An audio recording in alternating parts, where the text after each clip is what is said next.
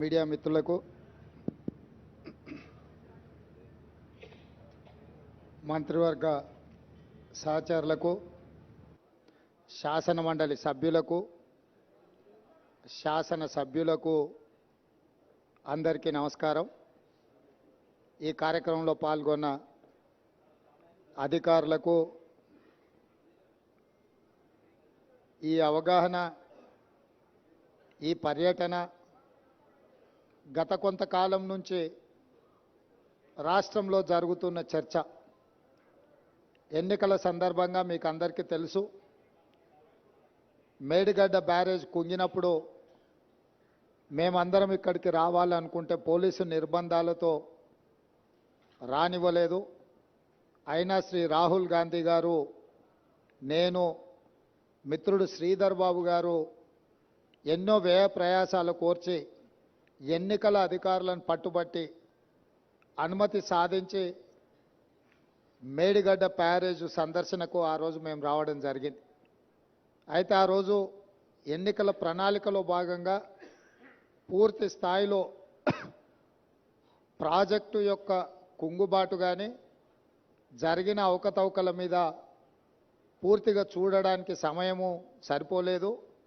అదేవిధంగా గత ప్రభుత్వము ఏమాత్రం ఇటువైపు ఎవరిని రానియకుండా వాళ్ళు చేసిన తప్పిదాలు, కుంగిపోయిన మేడిగడ్డ బ్యారేజ్ను ఎవరు చూడకుండా కప్పిపుచ్చి తమ తప్పిదాల నుంచి తప్పించుకోవాలనే ప్రయత్నం చేయడము, అదేవిధంగా మా ప్రభుత్వం అధికారంలోకి వచ్చిన తర్వాత నేషనల్ డ్యామ్ సేఫ్టీ అథారిటీ ఏదైనా ఇచ్చిన నివేదిక, ఈ ప్రాతిపదికన విజిలెన్స్ అండ్ ఎన్ఫోర్స్మెంట్ అని ఉత్తమ్ కుమార్ రెడ్డి గారు ఆదేశాలు ఇచ్చి జరిగిన అవకతవకల మీద విచారణ చేపట్టి ప్రాథమికంగా ఒక నివేదికను ఇవ్వమని చెప్పడంతో వారు నివేదికను రాష్ట్ర ప్రభుత్వానికి ఇవ్వడం జరిగింది।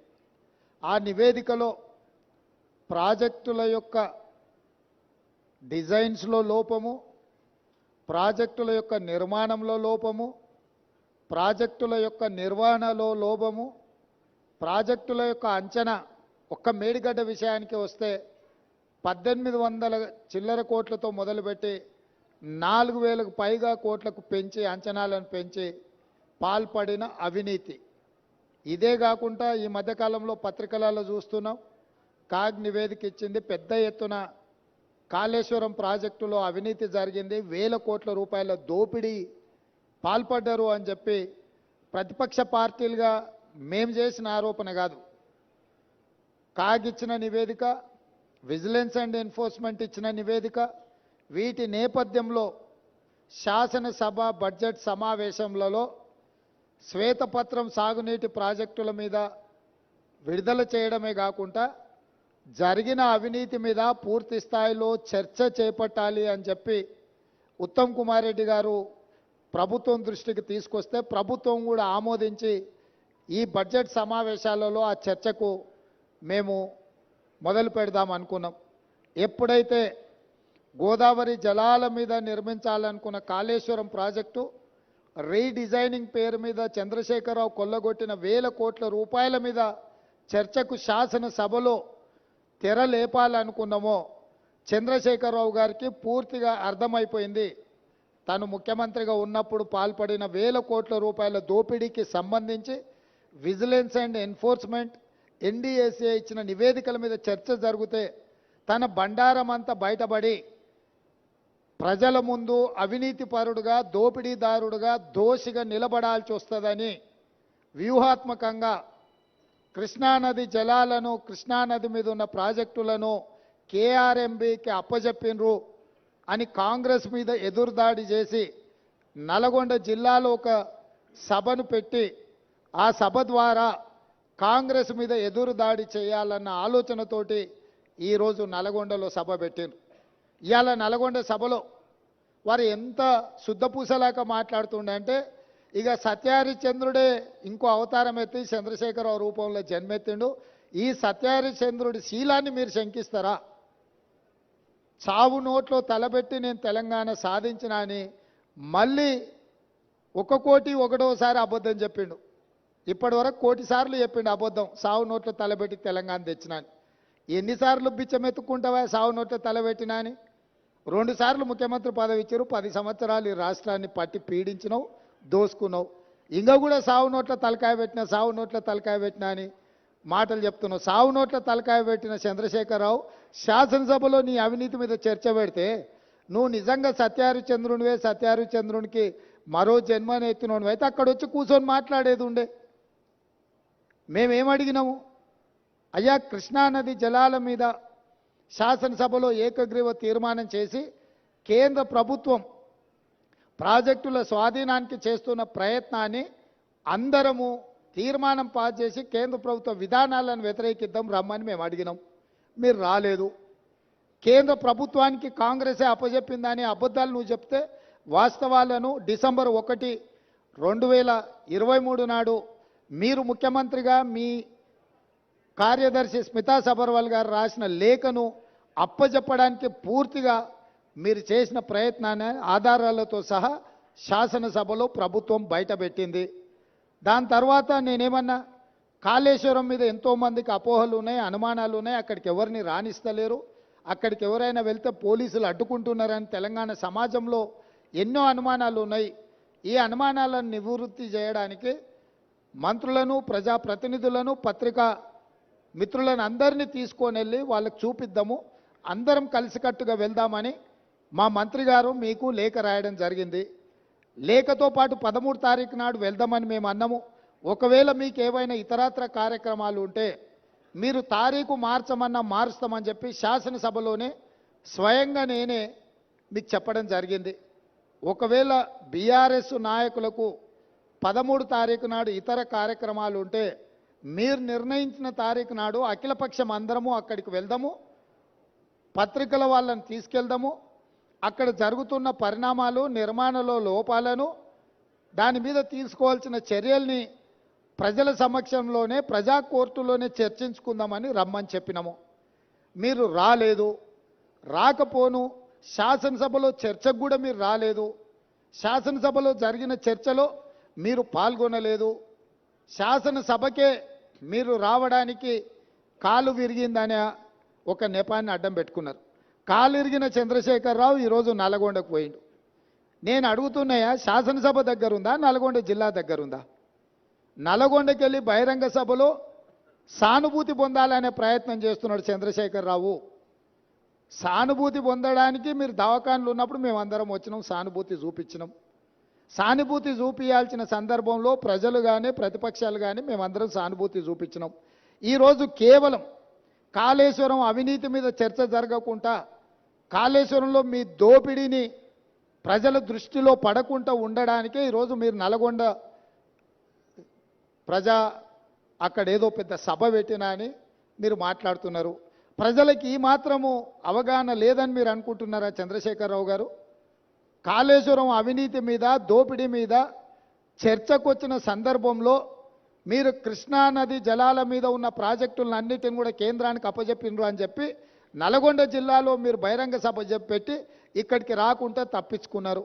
ఇవాళ మీరు ఏం మాట్లాడుతున్నారు? అక్కడ ఓ 4-5 పిల్లర్లు కూలినాయి, కూలితేం పెద్ద తప్ప? అయ్యా నీకు ఏది తప్పు కాదు. ఎందుకనంటే తప్పులకు పాల్పడ్డదే నువ్వు. నీకు నువ్వే తప్పు జరిగిందా, నీకు నువ్వే శిక్ష విధించుకునేటంత నిజాయితీ పరుడు అని మన తెలంగాణ సమాజం భావిస్తుంది అనుకుంటున్నారా? మీ దోపిడీకి మేడిగడ్డ బలైపోయింది, అన్నారం సుందిల్లా సున్నమైపోయినాయి.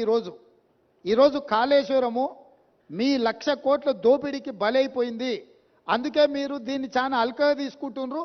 ఇక్కడ వచ్చిన వాళ్ళని చులకన చేసి మాట్లాడుతున్నారు. మీరు ఈరోజు ఇక్కడికి రాకపోవడం ఒక తప్పిదమైతే ఇక్కడ తీసుకున్న కార్యక్రమాన్ని చులకన చేసి తిట్టడం అనేది మీ దిగజారుడు తనానికి నిదర్శనం చంద్రశేఖరరావు గారు. ఈరోజు ఆయన మాట్లాడుతున్నాడు, మీరు కేఆర్ఎంబి మీద మీకు అవగాహన లేకపోతే నాడితే అన్న ఎట్లా చేద్దామని మాట్లాడితే నేను సలహా చెప్పటోని. అయ్యా శాసనసభలో చర్చ పెట్టినాం, సలహా చెప్పమని అడిగినాం. శాసనసభలో నేను స్పీకర్ గారికి విజ్ఞప్తి చేసిన, దయచేసి మాజీ ముఖ్యమంత్రి గారికి ఆదేశాలు ఇవ్వండి, అవసరమైతే సభను వాయిదా వేయండి, వారు వచ్చినాక వారి సలహా సూచనలు తీసుకున్న తర్వాతనే తీర్మానం చేద్దామని చెప్పినాం. ఉత్తమ్ కుమార్ రెడ్డి గారు పెట్టిన తీర్మానంలో లోపాలు ఉన్నాయి, అది కూడా సక్కలేదన్నాడు. సక్కలేని తీర్మానానికి నీ అల్లుడు స్వాతిముత్యం ఎట్లా మద్దతు ఇచ్చిండు ఏకగ్రీవంగా? నేను అందుకే 4 సార్లు అడిగిన. శాసనసభలో మీరందరూ చూశారు కదా మీడియా మిత్రులు. ఉత్తమ్ కుమార్ రెడ్డి గారు ఈ ప్రాతిపదికన తీర్మానాలు పెట్టినరు.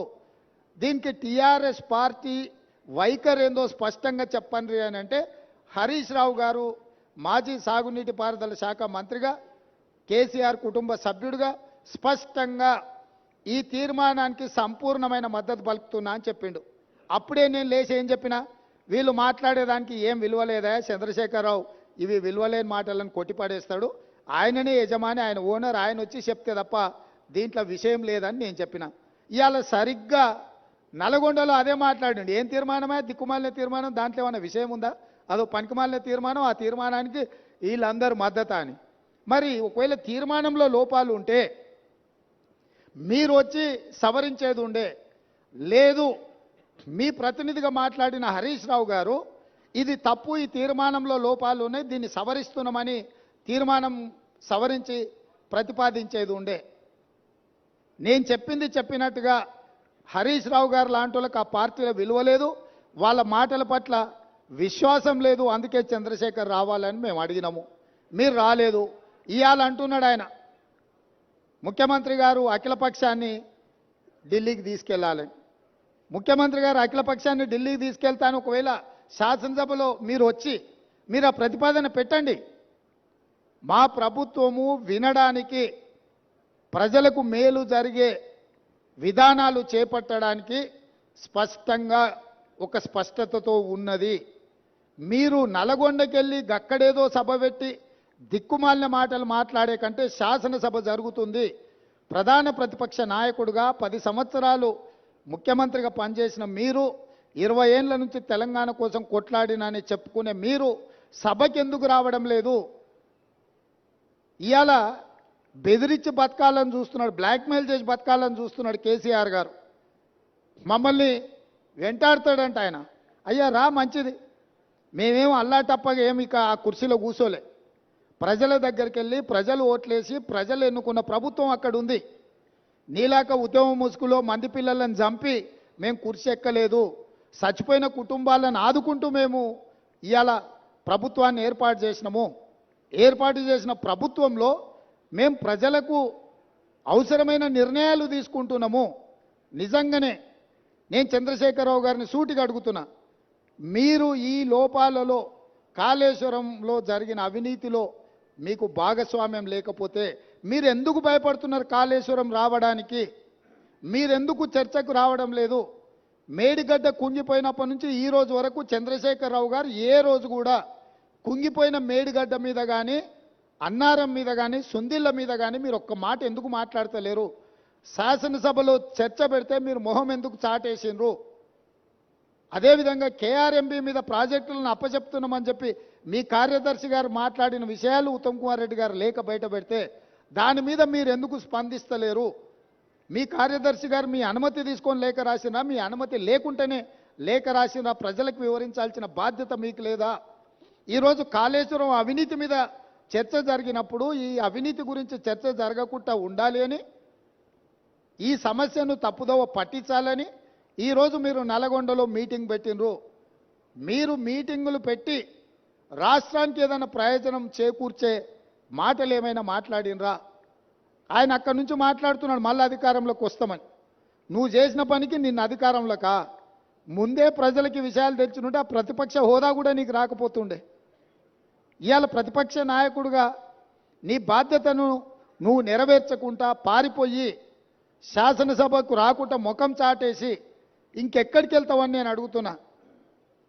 మీకు 39 మంది ఎమ్మెల్యేలను ఇచ్చి ప్రతిపక్ష నాయకుడు హోదా ఇస్తే సభలోకి వచ్చి సమస్యల మీద చర్చించకుండా పారిపోయి ఈరోజు మీరు ఏ రకంగా ప్రజల ముందుకు వస్తారు? ఏ ముఖం పెట్టుకొని వచ్చిండ్రు? ఈరోజు నల్గొండ జిల్లా ప్రజల్ని మీరు ఏం వంచడానికి ఈరోజు అక్కడికి వెళ్ళిండ్రు? ఆయనకి ఇప్పుడు మళ్ళీ ఫ్లోరైడ్ బాధ గుర్తొచ్చింది. ఎందుకంటే కుర్చీ పోయింది కదా, కుర్చీ పోగానే కేసీఆర్కు గుర్తొచ్చేది నీళ్లు, నల్గొండ జిల్లా ఫ్లోరైడ్ బాధితులు. ఎంతసేపు అయ్యా వాళ్ళ బాధల పునాదుల మీద అధికారాన్ని ఎక్కాలని ఆలోచన చేస్తున్నావు?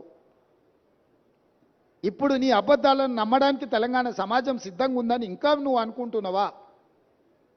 అందుకే ఈరోజు ఇక్కడ ఈ అవగాహన సదస్సుకు దాదాపుగా హైదరాబాద్లో బయలుదేరి 5 గంటల పైగా ప్రయాణం చేసి ఈరోజు మంత్రులు కానీ ప్రజాప్రతినిధులు కానీ పాత్రికేయ మిత్రులు కానీ మీ అందరికీ కూడా వాస్తవాలను చూపించి వాస్తవాలకు సంబంధించిన వివరాలు వివిధ ఏజెన్సీల ద్వారా మీకు చెప్పించడం ద్వారా నిజమేందో మీ కళ్ళతో చూడాలని ఈరోజు ఈ పర్యటన. ఈ నిజాన్ని మీ కళ్ళతో చూసిండ్రు, ఈ వాస్తవాలను సమాజానికంతా మీరు చెప్పండి. న్యూయార్క్లో ఇది ఒక మ్యాన్ మేడ్ వండర్ అని చెప్పి న్యూయార్క్ స్క్వేర్లో ప్రకటనలు తీసుకుర్రు. నేషనల్ మీడియాలో ఇక దాని కథ చెప్పనంతగా కథలు చెప్పుకుర్రు. అందుకే నేను నేషనల్ మీడియా వాళ్ళని కూడా ఈరోజు రిక్వెస్ట్ చేస్తున్నా, మీ నేషనల్ మీడియాలో చూపించండి కుంగిపోయిన మేడిగడ్డను, పగిలిపోయిన బ్యారేజ్ను, దోపిడీ జరిగిన నిధులు, అదేవిధంగా విజిలెన్స్ అండ్ ఎన్ఫోర్స్మెంట్ ఇచ్చిన నివేదికను, నేషనల్ డ్యామ్ సేఫ్టీ అథారిటీ వాళ్ళు ఇచ్చిన రిపోర్ట్స్ని, టెక్నికల్ అండ్ అదర్ ఇష్యూస్లో వాళ్ళు ఇచ్చిన నివేదికలను అన్నిటిని కూడా మీరు చర్చకు పెట్టండి. మేము చంద్రశేఖరరావు గారికి మళ్ళీ ఈ వేదిక మీద నుంచి నేను ఆహ్వానిస్తున్నా, మీరు శాసనసభకు వచ్చి నల్గొండలో ఎవడు లేని దగ్గర ఏదేదో మాట్లాడు కాదు. మీ గౌరవాన్ని మేమేం తగ్గించం. ప్రధాన ప్రతిపక్ష నాయకుడిగా సభలో మీరు తెలంగాణ సమాజానికి ప్రయోజనం చేకూర్చే ఏ సూచనలు ఇచ్చినా ఈ ప్రభుత్వం వినడానికి సిద్ధంగా ఉంది. రేపు ఉదయం సభకు రాండి దయచేసి. ప్రత్యేకమైన ఎట్లాగూ శ్వేతపత్రం సాగునీటి ప్రాజెక్టుల మీద ఉత్తమ్ కుమార్ రెడ్డి గారు ప్రవేశపెట్టబోతున్నారు. చర్చలో పాల్గొనండి, మీరు సూచనలు ఇవ్వండి. ప్రతిపక్ష పార్టీ నాయకుడిగా మీ బాధ్యతల్ని నెరవేర్చండి. మీ స్వార్థం మీ అధికారం కోసం కాకుండా ప్రజల కోసం ఒక్క క్షణమైన ఆలోచన చేయమని నేను అడుగుతున్నా. నేను మొన్న కూడా చెప్పిన, ఈరోజు చెప్తున్నా, కృష్ణానది జలాలు కేంద్ర ప్రభుత్వానికి అప్పచెప్పడంలో ఏనుగు పోయింది, తోక మాత్రమే మిగిలింది. ఇప్పుడు ఆ తోక పట్టుకొని ఏనుగును గుంజే ప్రయత్నం మా ప్రభుత్వం చేస్తుంది. అన్ని పాపాలకు నువ్వే కారణం. నువ్వే అప్పచెప్పినావు, అప్పచెప్పడానికి నిధులు పెట్టినావు, బడ్జెట్ ఆమోదింపజేసినావు, అప్పచెప్పడానికి అవసరమైన లేఖలు రాసినావు. ఇవాళ తోక మిగిలింది, ఆ తోక పట్టుకొని మేము గుంజే ప్రయత్నం చేస్తుంటే ఇక చూసిరా ఏనుగును కూడా టీఆర్ఎస్ కాపాడితే కాంగ్రెస్ వాళ్ళు కేంద్రానికి అప్పచెప్పారు.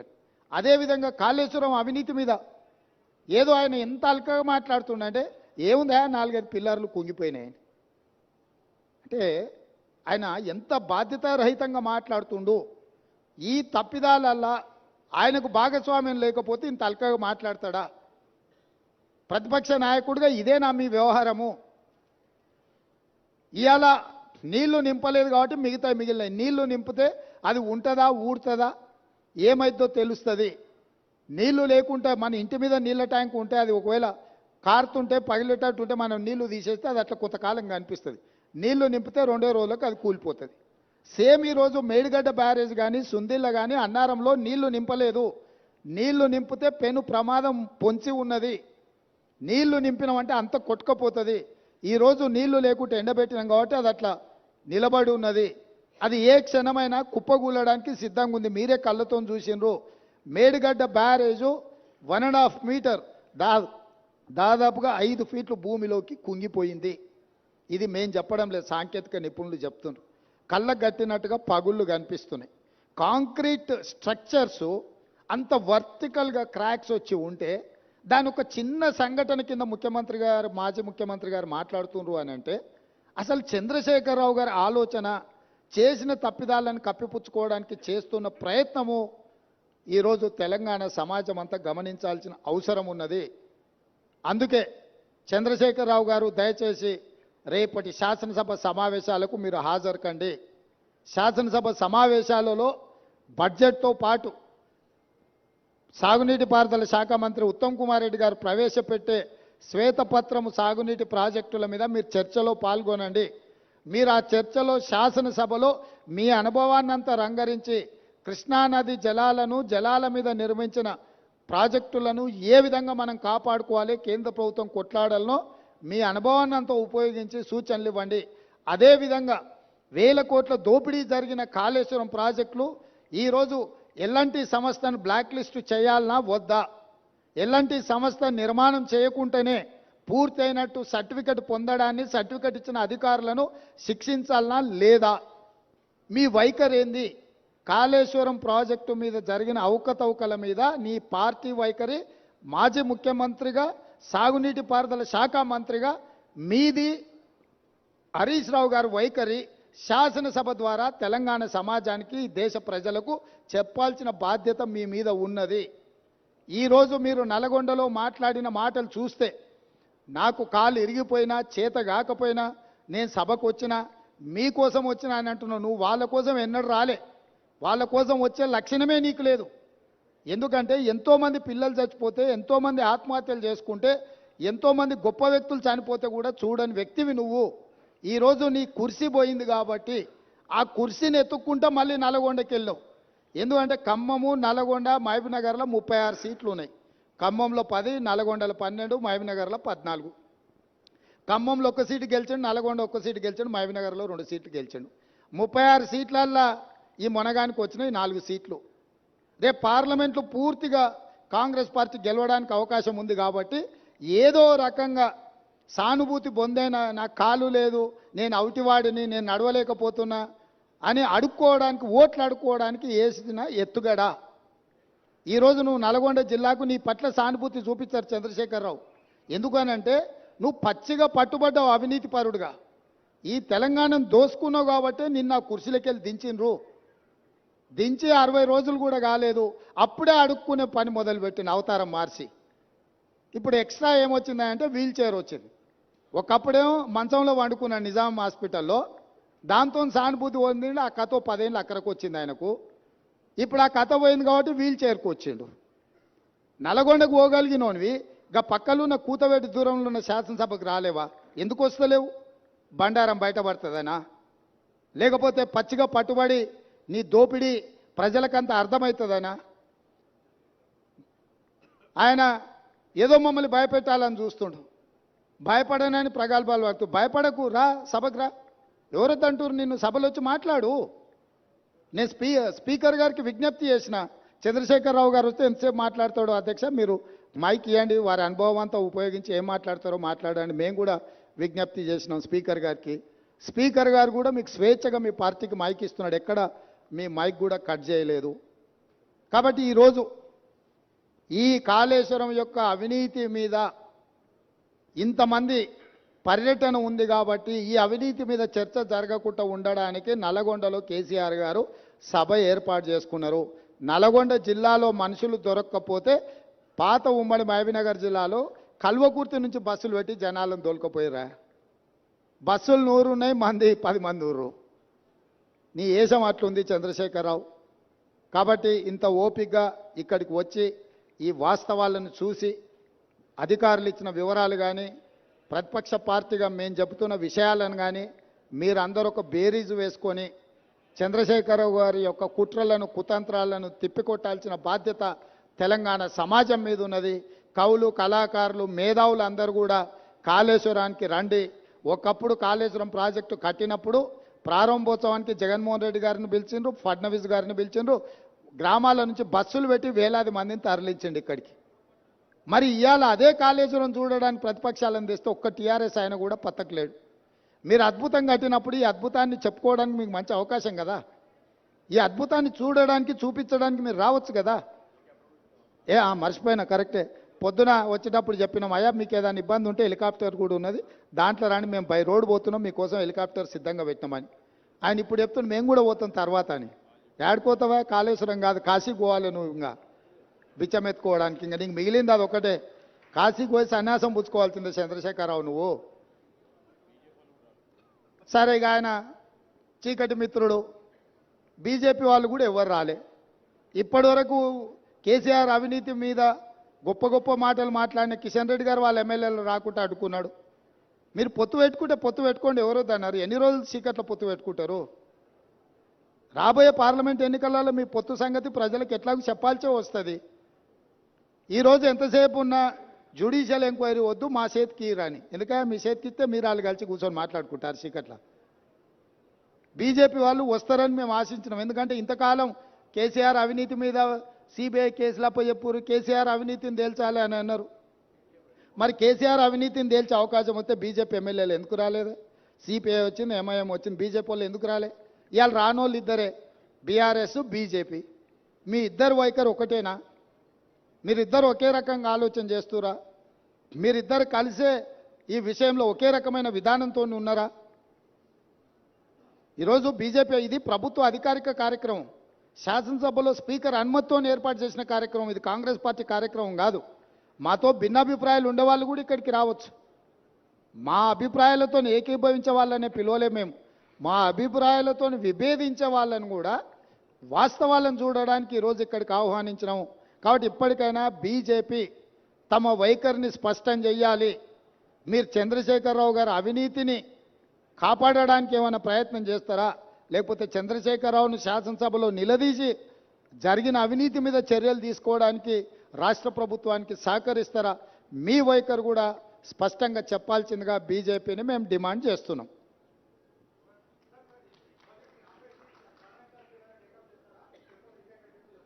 రాహుల్ గారు, ఈరోజు ఈ జరిగిన అవినీతి అక్రమాల మీద మీ అందరికి అవగాహన కల్పించడానికే మీరు చెప్పే విషయాలను అన్నిటిని కూడా ప్రభుత్వంలో చర్చించి మళ్ళీ తప్పకుండా వెనక్కి చెప్తాం.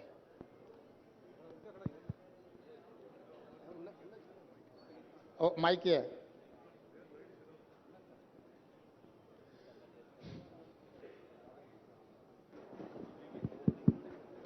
మేడిగడ్డ బ్యారేజ్ అనేది 94,000 కోట్లు ఖర్చు పెట్టారు ఇప్పటిదాకా. అయితే మీరు 3,000 కోట్లతో ఖర్చు పెట్టిన ఒక మేడిగడ్డకు మాత్రమే పరిమితమయ్యారు. మొత్తం కలిపి కాళేశ్వరం కుంభకోణం 94,000 కోట్లకు సంబంధించింది. అయితే పక్కన ఉన్న Kannepalli pump house, Annaram pump హౌజులు పోయిన సంవత్సరం మునిగిపోయినాయి 2022లో. అయితే అవి మొత్తం కలిపి దాదాపు 15,000 కోట్లు. కేవలం 3,000 కోట్ల దాని మీద కాన్సన్ట్రేషన్ చేశారు. 15,000 కోట్లు మీ పక్కనే ఉన్నాయి.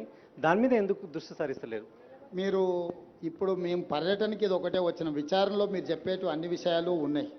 కాబట్టి దీంట్లో ఒక మేడిగడ్డకే పరిమితమైన విచారణ కాదు. మేడిగడ్డ, అన్నారం వీటికి సంబంధించిందో 3 బ్యారేజ్లను కూడా కేంద్ర ప్రభుత్వం చట్టం ద్వారా ఏర్పాటు చేసిన ఎన్డీఎస్ఏకు లెటర్ రాసి వీటన్నిటిని కూడా పరిశీలించి నివేదిక ఇవ్వమని మేము లేఖ రాయడం జరుగుతుంది. ఈ ప్రభుత్వం ఎక్కడ తప్పిదాలు జరిగినా కూడా అన్ని తప్పిదాల మీద చర్య తీసుకోవడానికి సిద్ధంగా ఉంది.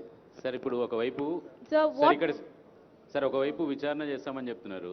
సిట్టింగ్ జడ్జితో విచారణ అన్నారు. హైకోర్టు జడ్జి మీకు సిట్టింగ్ జడ్జిని ఇవ్వలేము, రిటైర్డ్ జడ్జితో విచారణ చేస్తామన్నారు. ఆ విచారణ ఎప్పుడు కొనసాగుతుంది? ఉత్తమ్ గారికి ఇంతకుముందు ఒక క్రిమినల్ ప్రాసిక్యూషన్ కూడా చేస్తామన్నారు. రెండో విషయం, భాషకు సంబంధించినటువంటి విషయం. మీరు మొన్న మాట్లాడినటువంటి దానికి బీఆర్ఎస్ వాళ్ళంతా అభ్యంతరం చెప్పారు. ఇవాళ కేసీఆర్ కూడా సన్నాసులు, దద్దమ్మలు అనే భాషను ఎత్తుకున్నారు. దాన్ని ఎట్లా చూస్తారు? ఇప్పుడు భాష మీద మనం ఎంత తక్కువ మాట్లాడుకుంటే అంత మంచిది. ఎందుకంటే చంద్రశేఖరరావు గారి వ్యవహారం మీకు అందరికీ తెలుసు. ఇప్పుడు ఆయన సందర్భాన్ని తప్పుదోవ పట్టించడానికి ఏదో ప్రయత్నాలు చేస్తుండు. మేము అటు ఇటు దారి తప్పదలుచుకోలేదు. కాళేశ్వరంలో జరిగిన అవినీతిని నిగ్గుదేల్చడానికి ప్రభుత్వం కట్టుబడి ఉన్నది. దాని మీద మాత్రమే ఫోకస్ పెడతాం. డెఫినెట్గా శాసనసభ సమావేశాలలో చర్చ జరిగిన తర్వాత ముగిసిన ఎంబడే మిగతా కార్యాచరణ చేపడుతుంది ప్రభుత్వం. సార్, కేఆర్ఎంబి పైన అఖిలపక్షంని ఢిల్లీకి తీసుకెళ్లాలని చెప్తున్న రేవంత్ రెడ్డి కేసీఆర్ అన్నారు ఇంతకుముందు. మీరు కేఆర్ఎంబి పైన అఖిలపక్షాన్ని ఢిల్లీకి తీసుకెళ్లే అవకాశం ఉందా మీరు ముఖ్యమంత్రిగా? చంద్రశేఖరరావు గారిని సభలో వచ్చి మాట్లాడమని వారికి విజ్ఞప్తి చేస్తున్నాం. మాజీ ముఖ్యమంత్రిగా, చాలా కేంద్ర మంత్రిగా, రాష్ట్ర మంత్రిగా వివిధ హోదాలలో పనిచేసిన అనుభవాన్ని అంత ఉపయోగించి శాసనసభలోకి వచ్చి వారు ఏమేమి సూచనలు చేస్తారో చేయమని వారి సూచనల్ని ప్రతిపక్షాలు అందరితో చర్చించిన తర్వాత ప్రభుత్వం నిర్ణయం తీసుకుంటుంది. Sir, has any action been initiated against L&T? Yeah, we have demanded that L&T take up their own investigation and take up the repair work at their cost. As of now, about 400 odd crores payment is due to L&T. We have held back the payment. Now L&T has produced evidence that they have been pointing out that there are defects in the design and which are not attributable to them. However, our demand with L&T is that they take up this further inquiry and complete repair and revival of the barrage at their cost And till then, we would, hold back all the payment that is due to them. It's about 400 crores.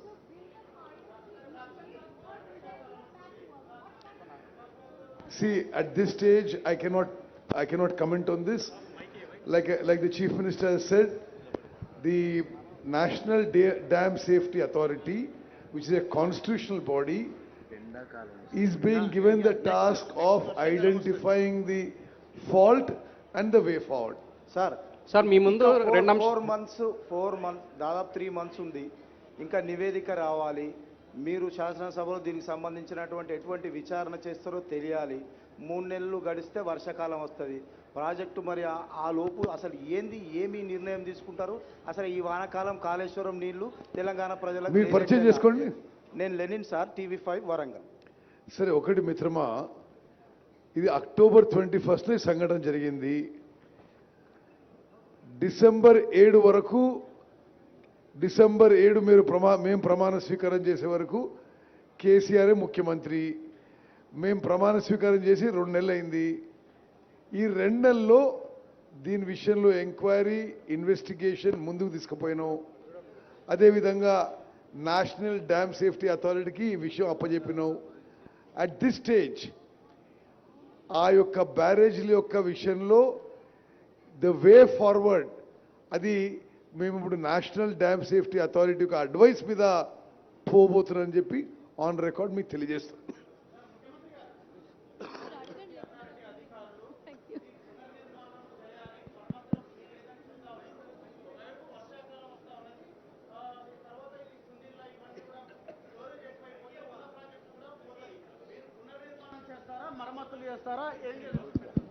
ఇప్పుడే మంత్రి గారు చెప్పిండ్రు, సాంకేతిక నిపుణులు ఇచ్చే నివేదికల ఆధారంగా ప్రభుత్వం చర్యలు ఉంటాయని.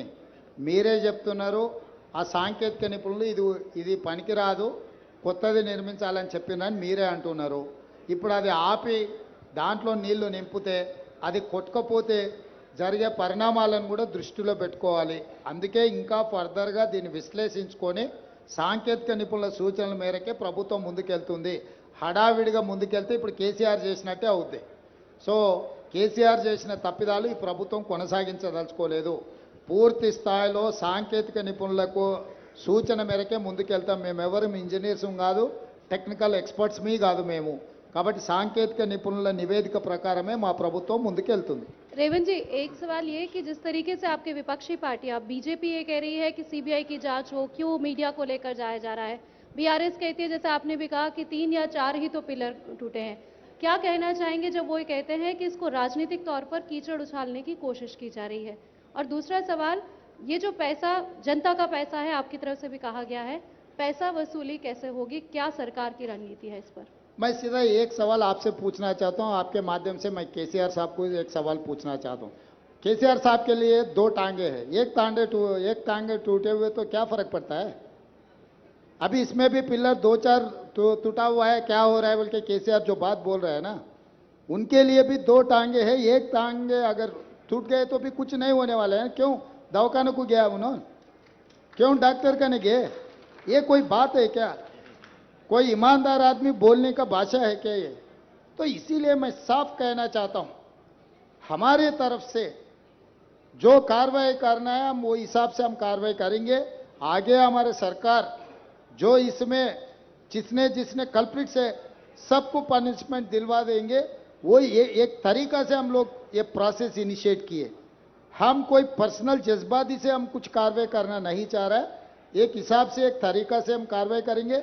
इसमें केसीआर है, L&T कंपनी है और कौन कौन है, सबके लिए हम एक सिस्टम से punishment दिलवाएंगे.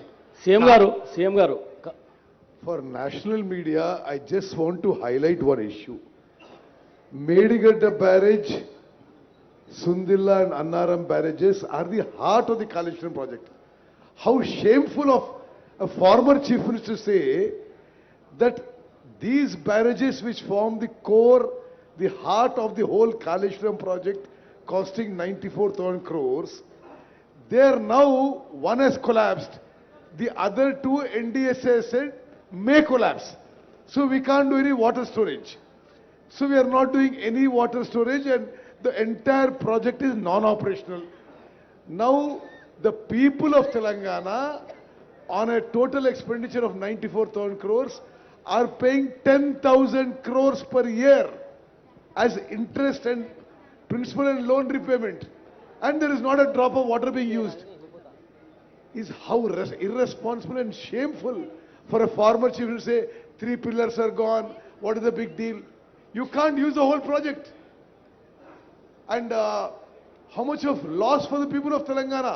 No water, and you're paying 10,000 crores a year on this debt repayment. CM గారు కేంద్ర ప్రభుత్వము సిబిఐ ఎంక్వైరీకి లేఖ రాసింది. రాష్ట్ర ప్రభుత్వము గతంలో ఉన్న సీఎం గారు ఏమీ చెప్పలేరు. ఇప్పుడు రేవంత్ రెడ్డి గారు అంటే ఇప్పుడు ప్రభుత్వం కూడా ఏం డిమాండ్ చేయట్లేదు అనేది ఇంతకుముందు కిషన్ రెడ్డి గారు అన్నారు. దీనిపైన మీ స్పందన? ఇక ఆయన అతి తెలివితేటలకు నిదర్శనం. మేము ఆల్రెడీ జ్యుడిషియల్ ఎంక్వైరీకి ఇనిషియేట్ చేసినాం, క్యాబినెట్లో రెజల్యూషన్ పాస్ చేసినాం, అసెంబ్లీలో రెజల్యూషన్ పాస్ చేసినాం, సిట్టింగ్ జడ్జి కోసం అడిగినాము. సిబిఐ కంటే కూడా ఉన్నతమైన న్యాయ విచారణకు ఆదేశించినాము.